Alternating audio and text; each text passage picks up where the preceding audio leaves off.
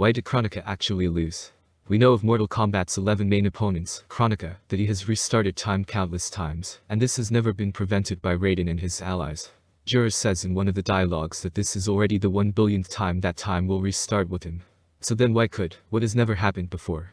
If we look at it superficially, it so happened that Raiden came up with a new idea and that's it. However, this is probably not the case if we look deeper. When Raiden makes Liu Kang a god, a dialogue between them is uttered, and the same dialogue is uttered in Aftermath, but in the end, things turn out differently there. However, we know from Mortal Kombat's 11 stories that such recurring dialogues on different timelines suggest that they are being manipulated by some greater power. For example, Raiden's "he must win" texts, or texts that take place before the clash of Raiden and Liu Kang in any timeline. So it seems that a larger power wanted the Kronika to fall. Who could it be? First suspect, Cetrion. Cetrion, like Kronika, handled the Hergless.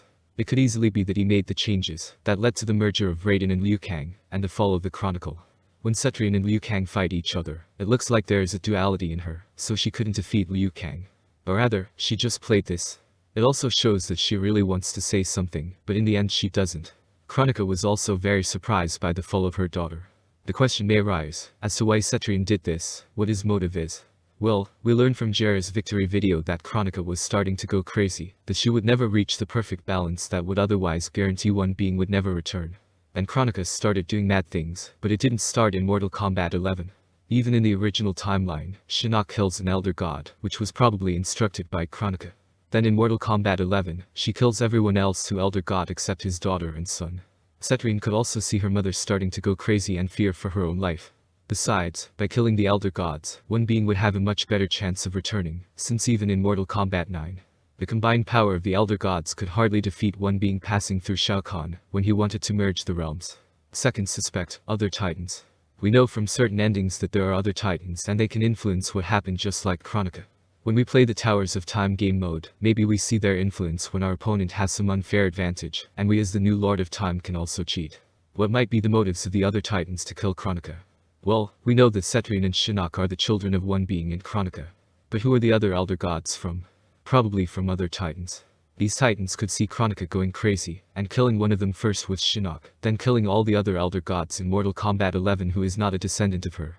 So these titans therefore took revenge. But it wasn't just revenge that could motivate them. Elder gods are a guarantee that one being will not return easily, and other titans may be afraid of one being. So when they saw Kronika ruining one of the most important lines of defense when she went crazy, they decided to shape things to get rid of Kronika. Third suspect, Geras. Geras doesn't say it in the main story, but in other dialogues he says all the more that he's fed up with all this repetition, he wants to die. And maybe only one being could bring him the death he wanted.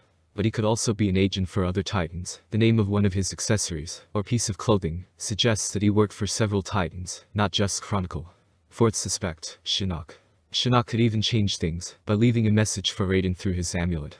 Not only was it unfortunate to be in hell forever, Shinnok could have done it because his mother's request to kill one of the elder gods in the original timeline could have been considered a crossing of a border, which could eventually lead to the return of one being, which would bring about the destruction of everything else.